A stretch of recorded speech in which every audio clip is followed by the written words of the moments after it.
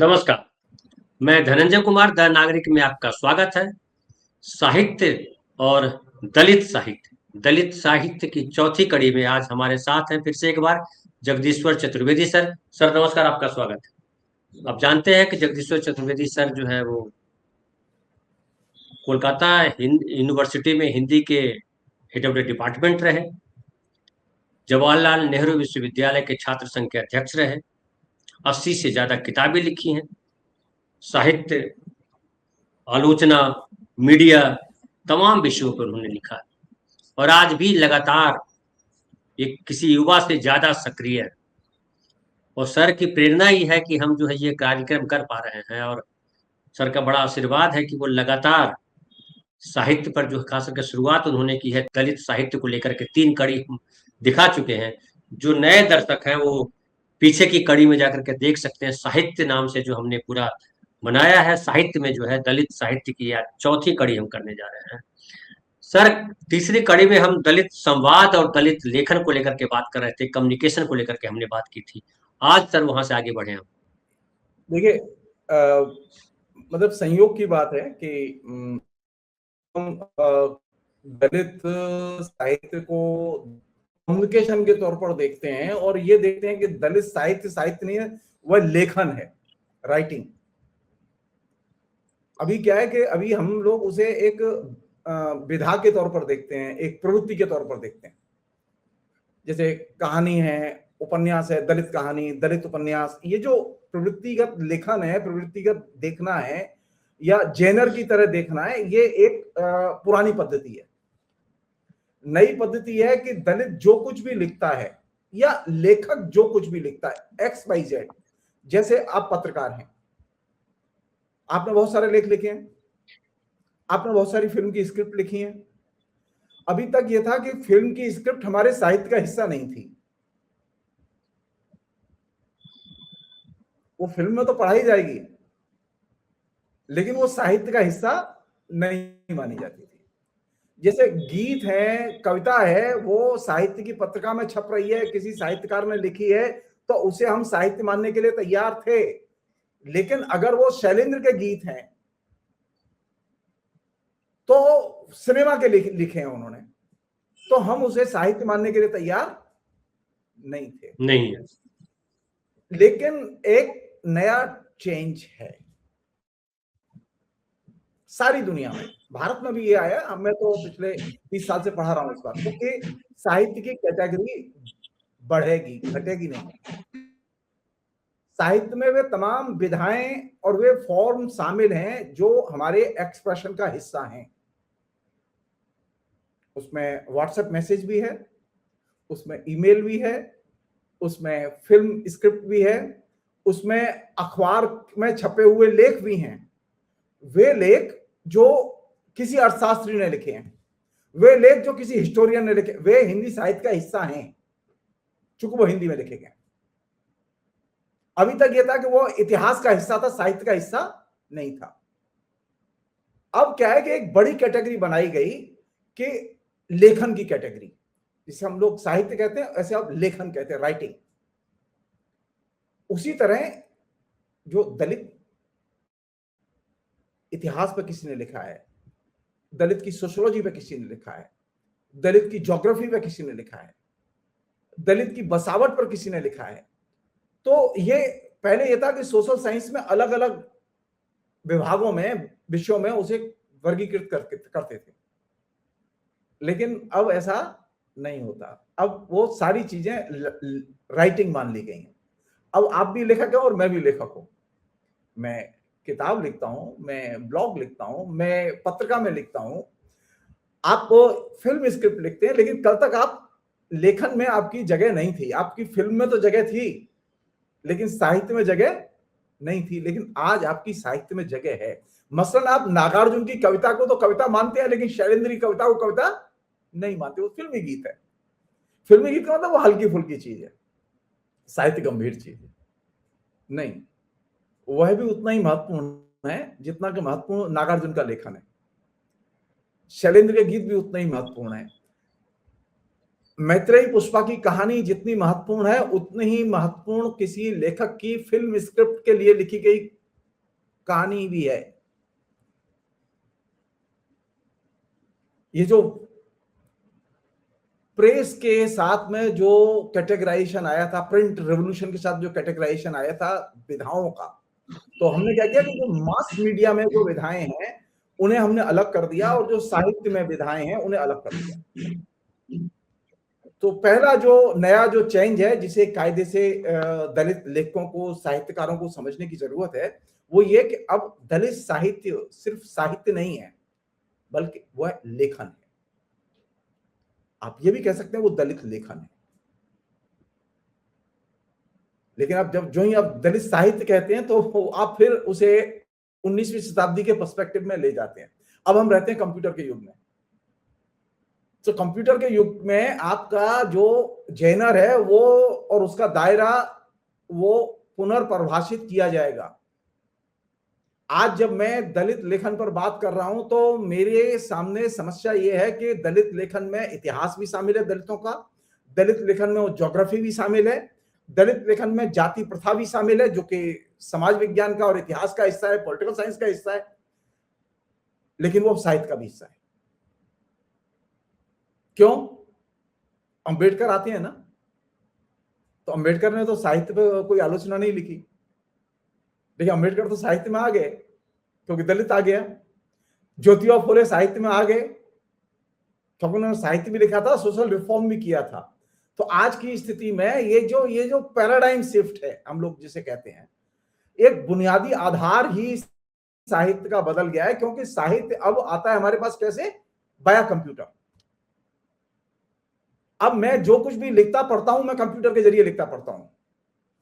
मैं जो कुछ भी कम्युनिकेट करता हूं वो सैटेलाइट के जरिए कम्युनिकेट करता हूं। पहले क्या था? प्रिंट टेक्नोलॉजी के जरिए छपता था, बिकता था, वितरित होता था, जाता था लोगों के बीच में। वो 19वीं शताब्दी का सिस्टम था जो कि 1960 तक चला। 1960 के बाद भारत में थोड़ा कंप्यूटर देर से आया, लेकिन 1960 के बाद में सारी दुनिया में ये पैटर्न चेंज हुआ। तो ये जो बेसिक स्ट्रक्चरल चेंज जिसे हम लोग कहते हैं, जिसने के दलित साहित्य को दलित लेखन में बदल दिया, इसे समझने की जरूरत है।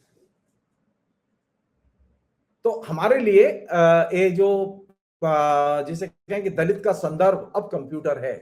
अब दलित का संदर्भ छापे की मशीन नहीं है खाली।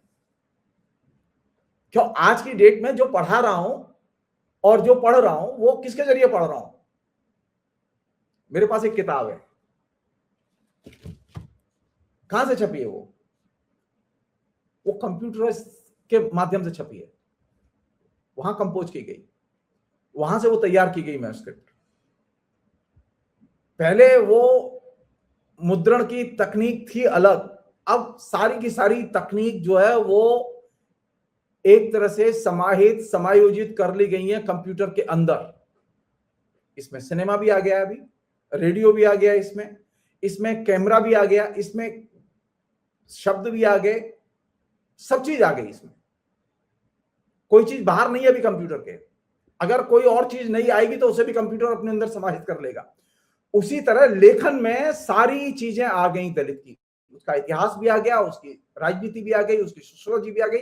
और ये चीज दलित लेखन पर जितनी लागू होती है उतनी ही साहित्य के लेखन पर भी लागू होती है। नंबर एक चीज। तो ये जो पैराडाइम शिफ्ट है, अब आज का संदर्भ दलित का कंप्यूटर का संदर्भ है। जाति प्रथा की डिबेट, दलित साहित्य की डिबेट शुरू हुई थी प्रिंट टेक्नोलॉजी के संदर्भ में। और जब हम आज पुनर्विचार कर रहे हैं कि दलित साहित्य कैसा हो, उसकी समस्याएं क्या हैं, तो आज हमारे सामने वो संदर्भ आगे जा चुका है। अब कंप्यूटर का संदर्भ आ चुका है। और कैसे कम्युनिकेट कर रहे हैं? हम वाया सैटेलाइट कम्युनिकेट कर रहे हैं।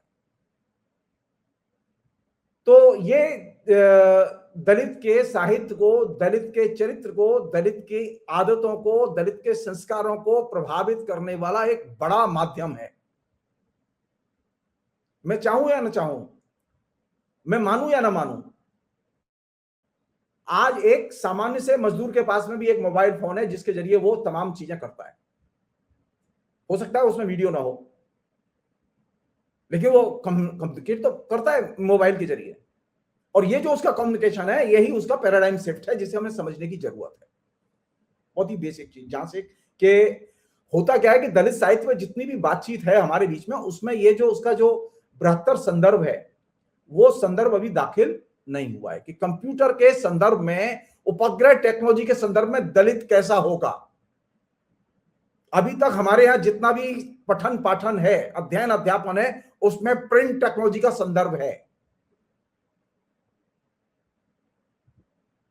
एक अन्य चीज जो कि बड़ी चीज है वो ये कि दलितों का जो संघर्ष है वो कोई काल्पनिक संघर्ष नहीं है, वो वास्तविक संघर्ष है। दलितों की जो समस्याएं वो रियल समस्याएं हैं, वो ऐसा नहीं कोई मन से पैदा की गई समस्याएं हैं जैसे हम लोग बहुत सारे करते हैं ना। जैसे मुझे ऑर्डर मिला, ऐसे पब्लिशर ने कहा कि सर मुझे 12 कहानियां लिख दीजिए आप, और वो कहानियां दलितों पे होनी चाहिए। तो मैंने ऑर्डर पे माल सप्लाई दे दिया, मैंने बैठा और मैं लिख दिया। दलितों का लेखन संभव ही नहीं है ऐसे, क्योंकि आप जब तक दलित को जानेंगे नहीं, दलित के पास जाएंगे नहीं, दलित के जीवन को देखा नहीं, आप कहानी लिख नहीं सकते। आप नहीं लिख सकते। आप मध्य वर्ग पर कहानी लिख सकते हैं, दलित पर कहानी नहीं लिख सकते। दलित को जाने बिना दलित पर लेखन संभव नहीं है।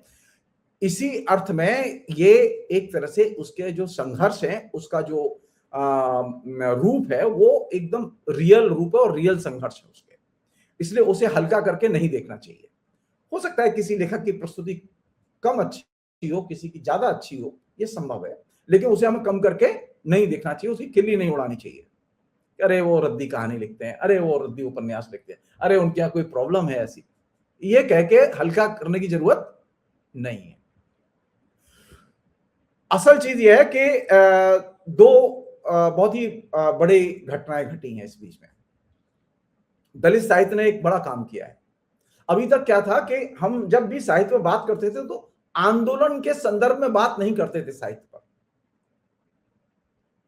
अब हम कबीर पर बात करना है तो हम भक्ति के संदर्भ में बात कर रहे हैं। भक्ति आंदोलन बाद में अभी शामिल हुआ है, पहले भक्ति साहित्य था, भक्ति आंदोलन बाद में शामिल हुआ, 20वीं शताब्दी में शामिल हुआ भक्ति आंदोलन के संदर्भ, आंदोलन शब्द।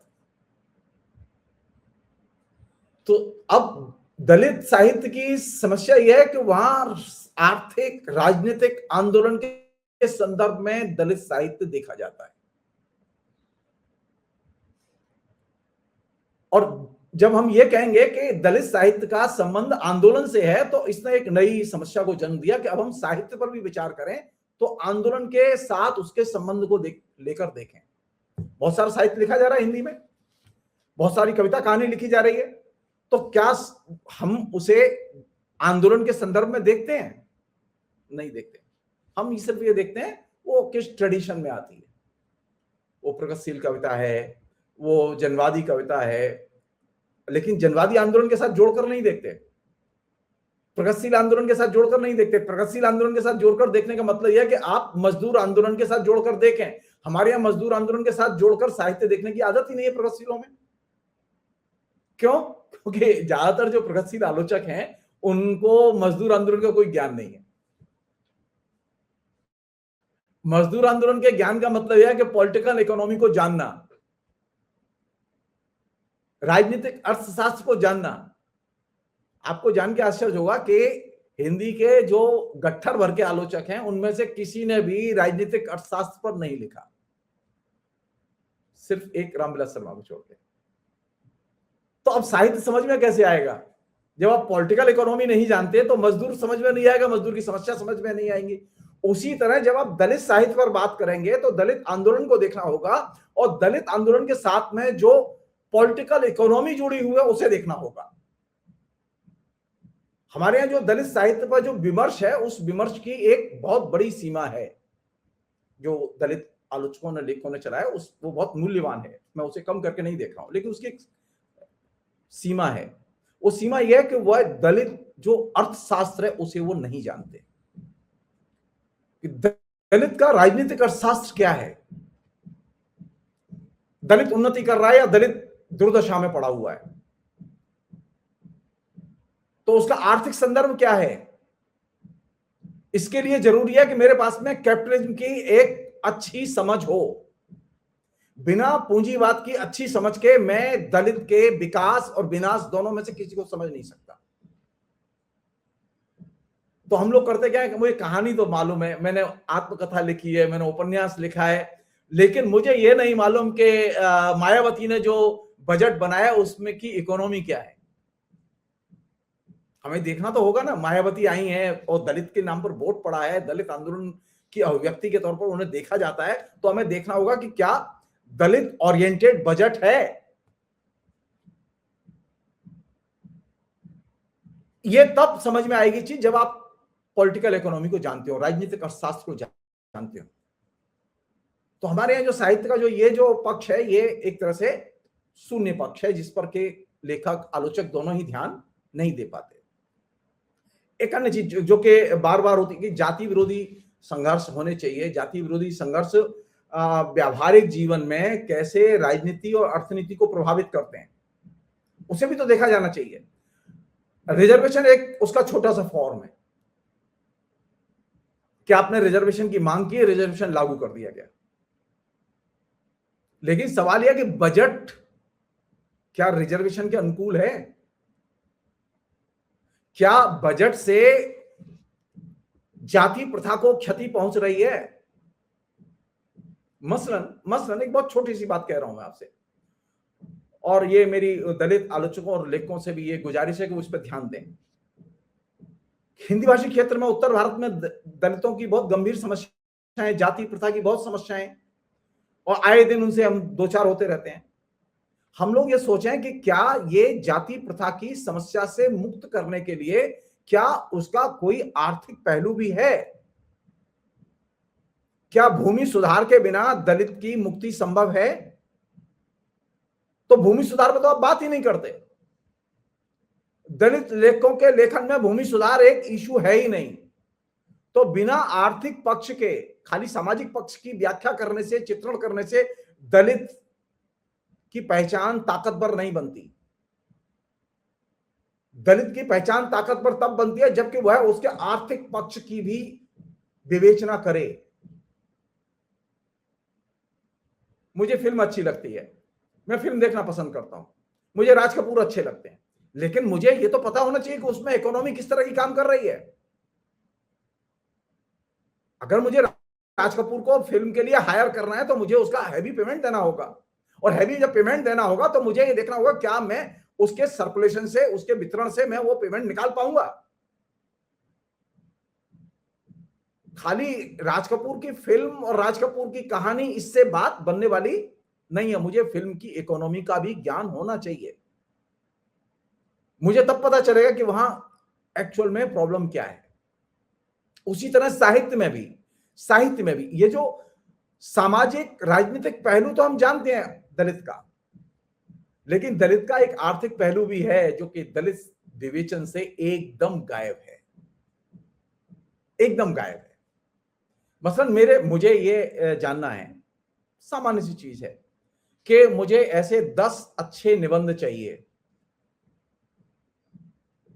ऐसे निबंध जो कि मुझे बिहार की जाति व्यवस्था का और उसके खासतौर पर आर्थिक पक्ष का वो विवेचन करें। मिलते नहीं है। क्यों? क्योंकि हमारे यहाँ जो अर्थशास्त्र के विभाग हैं उनमें उसके अध्ययन अध्यापन पर कभी ध्यान नहीं देते। हम लोग कहां अटक जाते हैं? रिजर्वेशन में। हम खुश हैं कि वो रिजर्वेशन दे दिया गया, रिजर्वेशन लागू हो गया, हम इससे ही खुश हैं, लेकिन हमने ध्यान ही नहीं दिया कि वहां जो असल चीज थी उसकी इकोनॉमी, उस इकोनॉमी को केंद्र में रख के बजट में प्रावधान ही नहीं थे। तो 75 साल हो गए, 76 साल हो गए हमें, लेकिन 76 साल में हम कहां चले? दलितों की अवस्था में कोई मूलगामी सुधार नहीं हुआ। क्यों? क्योंकि हमने उसके आर्थिक पक्ष की अवहेलना की। दलित सिर्फ साहित्य तक सीमित नहीं होना चाहिए, दलित सिर्फ राजनीति तक सीमित नहीं होना चाहिए। आर्थिक पक्ष उसका बहुत बुनियादी पक्ष और महत्वपूर्ण पक्ष है। ये बताना बहुत अच्छी चीज है कि दलित का किस तरह से शोषण हो रहा है, दलित को किस तरह के वर्चस्व में जीना पड़ रहा है गांव में, ये बताना ठीक है। लेकिन मुझे ये भी बताना चाहिए कि इसके पीछे किस तरह की इकोनॉमी काम कर रही है, उस इकोनॉमी को कैसे ब्रेक किया जाए। क्योंकि वह जो वैषम्य है उसके जीवन का, आर्थिक वैषम्य जो कि बुनियादी चीज है, वर्चस्व तो दिखाई दे रहा है हमें कि ब्राह्मणों का वर्चस्व है, सवर्ण जातियों का वर्चस्व है, उसमें जमींदार का वर्चस्व है, ये तो दिखाई दे रहा है। लेकिन उसकी इकोनॉमी किस तरह से काम करती है ये हमें ये तो मालूम है, उसे मिनिमम मजदूरी मिल रही है, कहीं मजदूरी ही नहीं मिलती, खाली खाने कपड़ा पहनने के लिए मिलते हैं।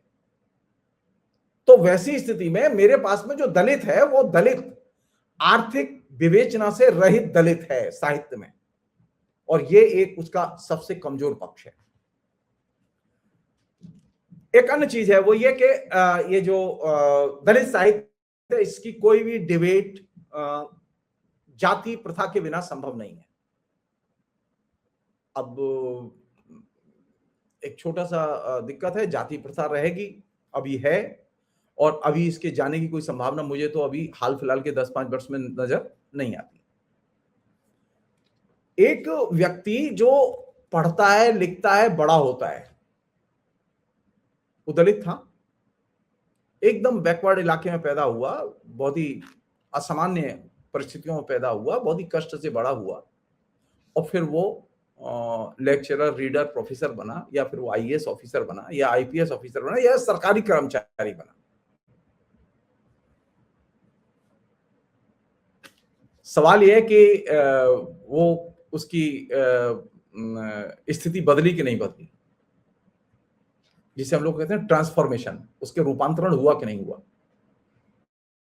वो था जब पैदा हुआ था, ये जो समस्या आ रही है ना दलित साहित्य की आत्मकथाओं में, ओम प्रकाश वाल्मीकि से लेके और तमाम लोगों ने दर्जनों आत्मकथाएं लिखी हैं, उसमें मेल फीमेल दोनों ही शामिल हैं दलित आत्मकथा में। सवाल यह है कि एक लेखक जब उसका जन्म हुआ था तब तो वो निश्चित तौर पर बहुत ही बुरी कंडीशन में था, लेकिन जब वो 60 साल की उम्र में, 55 साल की उम्र में आत्मकथा लिख रहा था पास्ट में जाके, और आज की कंडीशन में वो रहता है मिडिल क्लास कॉलोनी में, मिडिल क्लास सोसाइटी में, मिडिल क्लास हाउसिंग सोसाइटी में, उसकी 2-2.5 लाख रुपए महीने इनकम है। ये जो उसका ट्रांसफॉर्मेशन है, इसे हम कैसे देखें। दलित का अतीत और दलित का वर्तमान, ये दोनों महत्वपूर्ण है। दलित साहित्य में विवेचना करते समय बार बार अतीत में हम लोग जाते हैं और अतीत से बाहर नहीं निकल पाते। ये तो होना चाहिए ना कि बाहर निकलें। मसलन एक छोटा सा उदाहरण ले रहा हूं मैं, अंबेडकर दलित थे, इसमें कोई डिस्प्यूट नहीं है, और दलित की आइडेंटिटी थी उनकी। लेकिन अंबेडकर जब शिक्षित हो गए, पढ़ लिख के वो स्कॉलर बन गए, फिर उसके बाद में वो पॉलिटिशियन बन गए, उसके बाद में वो मंत्री बन गए, कानून मंत्री बन गए, राजनेता बन गए, उनकी आइडेंटिटी शिफ्ट हुई कि नहीं हुई। हम सबकी एक पहचान पहले थी, आज मेरी वो पहचान नहीं। मैं प्रोफेसर हूं, पहले मैं एक ब्राह्मण परिवार में, पंडित परिवार में पैदा हुआ था, और आज मैं पंडित नहीं, मैं प्रोफेसर हूं। मेरी आइडेंटिटी चेंज हुई है। जब मैं पैदा हुआ था बच्चा था, अभी मैं बाप हूं, मेरा संदर्भ बदल गया है। तो ये जो ट्रांसफॉर्मेशन है, व्यक्तित्व का ट्रांसफॉर्मेशन, वह ट्रांसफॉर्मेशन डिस्कशन का हिस्सा होना चाहिए। मुझे वह भी अंबेडकर चाहिए जो बचपन में था, जिसने कष्ट देखे थे, और मुझे इसका जो ट्रांसफॉर्मेशन है वह भी देखना होगा, क्योंकि ट्रांसफॉर्मेशन से ही पता चलेगा कि आदमी कहां जा रहा है। जो दलित है वो आखिर जाना कहां चाहता है, पीछे तो नहीं जा सकते हम।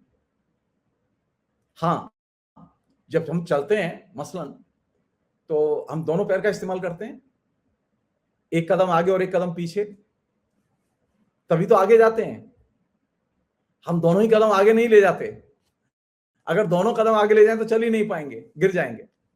उसी तरह दोनों कदम पीछे ले जाएंगे तो आगे नहीं जा पाएंगे। तो जब हम दोनों पैर का इस्तेमाल करते हैं तो एक कदम आगे जाता है और एक कदम पीछे जाता है, और इसके बाद में हम, जिसे हम लोग कहते हैं प्रगति, हमने रास्ता तय किया, हम आगे गए। तो आत्मकथा देखते समय एक कदम आगे और एक कदम पीछे, इस नजरिए से देखना चाहिए कि आखिर ये आदमी चल के जाना कहां चाहता है। अंबेडकर बने क्या? पैदा तो हुए थे दलित के यहां, लेकिन जब मृत्यु हुई उनकी तो कहां पहुंचे? पास्ट में पहुंचे या भविष्य में पहुंचे? कोई भी व्यक्ति वो अतीत में नहीं जा सकता। ये एक बुनियादी चीज आत्मकथाओं के लेखन में एक सिरे से, उसके डिस्कोर्स में एक सिरे से मिसिंग है, जो कि कायदे से बहस के केंद्र में आनी चाहिए, जिसे हम लोग कहते हैं सामान्य साहित्य की भाषा में रूपांतरण। मेरे लिए रूपांतरण बहुत महत्वपूर्ण है। मेरे लिए रूपांतरण इसलिए महत्वपूर्ण है कि मैं रूपांतरण के जरिए उसके व्यक्तित्व में आए परिवर्तनों को स्टेप बाय स्टेप देख सकता हूं कि वो कैसे घटे। अंबेडकर एक दिन में ही अंबेडकर नहीं बने, संविधान निर्माता नहीं बने, एक लंबी यात्रा तय की उन्होंने। तो अंत में आइडेंटिटी कौन सी थी उनके पास में? राजनेता की आइडेंटिटी थी, दलित की आइडेंटिटी नहीं थी खाली। वो राजनेता थे और संविधान निर्माता थे, ये आइडेंटिटी थी उनकी। अब मैं खाली कहूं कि अंबेडकर दलित थे तो ये अंबेडकर के साथ अन्याय होगा खाली, क्योंकि उन्होंने संविधान बनाया, संविधान निर्माता थे। और संविधान निर्माता का मतलब समझ रहे हैं आप? वह सिस्टम के हिस्सा थे। दमित, शोषित, वंचित कह के सिर्फ काम नहीं चलेगा। कानून मंत्री थे भाई, उन्होंने जो बनाया उसको लोगों ने स्वीकार किया। ये जो ट्रांसफॉर्मेशन है, ये ट्रांसफॉर्मेशन, परिवर्तन जो है, क्या नियम दलित के व्यक्तित्व के मूल्यांकन में, दलित कहानियों में, चरित्रों के मूल्यांकन में भी इस परिवर्तन के नियम को, प्रगति के नियम को लागू किया जाना चाहिए और देखा जाना चाहिए। आखिरी चीज इस पूरे प्रसंग में वो ये कि अगर दलित साहित्य का दलित आंदोलन के साथ में गहरा रिश्ता है, तो हमें यह भी देखना होगा कि दलित साहित्य का, दलित आंदोलन का डेमोक्रेसी के साथ में किस तरह का रिश्ता है। लोकतंत्र के विकास में या लोकतंत्र के विकास की प्रक्रिया में दलित आंदोलन और दलित साहित्य विकसित होता है। लोकतंत्र के बिना दलित साहित्य और दलित आंदोलन विकसित नहीं हो सकता। इसलिए आप देखेंगे कि पोस्ट इमरजेंसी पीरियड में दलित साहित्य की धारणा और दलित आंदोलन बहुत तेजी से मुखर हुआ। इमरजेंसी के पहले नहीं था। काशीराम आए कब? इमरजेंसी में शुरुआत हुई उनकी, इमरजेंसी से 77 के आसपास से। तो अब ये जो चीज है, ये चीज ऐसी है कि जिससे पता चलता है कि डेमोक्रेसी बहुत इंपॉर्टेंट फैक्टर है दलित की अभिव्यक्ति के लिए, आइडेंटिटी की अभिव्यक्ति के लिए। तो कौन सी चीज से प्यार करना चाहिए? अगर मुझे एक बृहत्तर बड़ा कैनवास बनाएं, बड़े कैनवास में चीजें रख के देखें, तो अगर हम देखेंगे तो हमें दलित ज्यादा साफ नजर आएगा। अब अगर हम लोकतंत्र का परिप्रेक्ष्य रखेंगे अपने सामने, लोकतंत्र को के बड़े कैनवास में रख के देखेंगे तो दलित ज्यादा स्पष्ट दिखाई देगा, और दलित को सिर्फ दलित के परिप्रेक्ष्य में देखेंगे तो दलित बहुत छोटा दिखाई देगा। तो बड़े कैनवास में रख के देखा जाना चाहिए जब भी समस्याओं को देखें हम।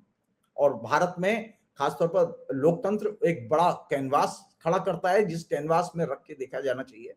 भारत में दूसरा बड़ा फलक जो तैयार किया है, जो निर्मित हुआ है, वह कंप्यूटर और उपग्रह टेक्नोलॉजी, जिसने के कंप्यूटर के जरिए एक नए किस्म के दलित लेखन और दलित कम्युनिकेशन की संभावनाओं को प्रबल बनाया है। आज स्थिति है कि अगर एक दलित लड़की के साथ, वो उन्नाव की घटना हो या किसी और जगह की घटना हो, जब किसी के साथ में घटना घटती है और वो सामान्य सी रील, छोटी सी रील, 1 मिनट की, 2 मिनट की, उसके साथ में जो घटना घटी है वो जिस समय आती है तो वो आग की तरह पूरे सिस्टम में फैलती है। असर छोड़ती है।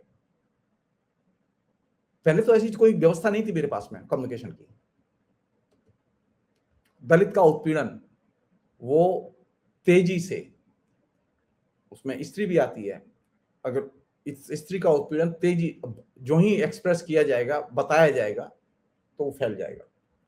जब तक वो दो के बीच में रहेगा तब तक वो नहीं फैलेगा, और जो ही वो तीसरे को बताया गया उसके बाद वो फैल जाएगा। और ये जो चीज है, इसने नए सिरे से एक बड़े दायरे को निर्मित किया है जिसमें कि दलित ज्यादा ताकतवर बना है। ये जो नई जो कम्युनिकेशन की टेक्नोलॉजी है, कंप्यूटर है, इसने दलित को ज्यादा ताकतवर बनाया है। मैं जो चीज आपसे शेयर करना चाहता हूं, आज दलित वैसा नहीं है, वो एक झटके में वो समझाता है कि देखिए आप जो बोल रहे हैं ना, मैं अभी उसे टेलीकास्ट कर दूंगा, तो हाथ पैर कांपने लगते हैं, डरने लगते हैं हम लोग। पहले ऐसा नहीं था, वो कहते अच्छा ठीक है, बोल ले, गाली दे ले, क्या फर्क पड़ेगा। वो पिटता था, चला जाता था। आज वो पिटता है, वो फोटो खींचता है, वो रील बनाता है, डाल देता है, और उसके बाद में बस नेताओं के छक्के छूटे रहते हैं। ये जो सामान्य सा जो घटनाक्रम दिखाई दे रहा है, उसके पीछे जो बुनियादी जो पैराडाइम शिफ्ट है, उसे समझने की जरूरत है। आज दलित कम्युनिकेशन की टेक्नोलॉजी के विस्तार और विकास ने दलित को ज्यादा ताकत दी है, स्त्रियों को ज्यादा ताकत दी है, वंचितों को ज्यादा ताकत दी है। जरा सी घटना घटती है, बूथ कैप्चरिंग हो रही है, लोगों ने रील बनाई, फोटो बनाया, तत्काल डाला, अब वो सिर्फ मोहल्ले की घटना नहीं रह गई, वो पूरे देश में फैल गई।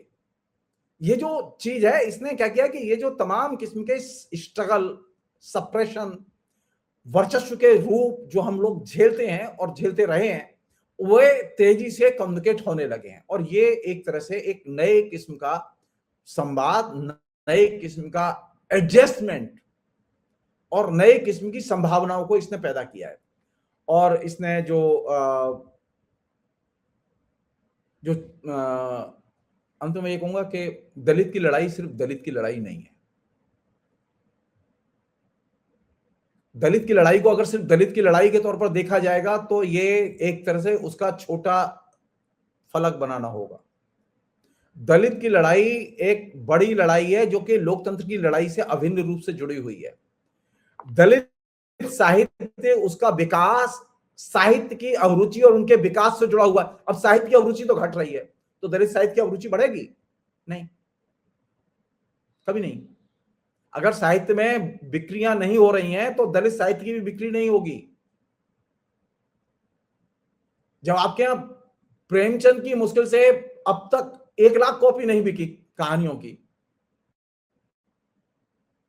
तो दलित की कहां से बिकेंगी? नहीं, ये इल्यूजन नहीं रहना चाहिए, एकदम नहीं रहना चाहिए। दलित को जब हम बड़े फलक पे देखें, साहित्य का बड़ा फलक है, साहित्य का विकास हो रहा है, साहित्य का डिस्कोर्स हो रहा है, साहित्य में तरह तरह के विमर्श हो रहे हैं, विचारधारात्मक विमर्श हो रहे हैं, तो हमें देखना होगा कि दलितों में भी क्या विचारधारात्मक विमर्श होता है, या खाली यही है कि उसने, वो दलित है, उसने कहानी लिखी है, उसमें कष्ट है, पीड़ा है, दुख है, लेकिन विचार नहीं है। तो विचारहीन साहित्य अगर वो दलित का है तो वो बहुत ज्यादा दूर तक नहीं ले जाएगा। वही साहित्य सस्टेन करता है और आगे जाता है जिसमें एक विचार भी हो, वही चीज उसके चेंज करने में, परिवर्तन में मदद करती है, और यही दलित साहित्य की भूमिका है। फिलहाल इतना ही रखें हम लोग। तो ये अभी आप देख रहे थे प्रोफेसर जगदीश्वर चतुर्वेदी सर ने किस तरीके से बतलाया कि कंप्यूटर की क्या भूमिका है, और अब केवल जो है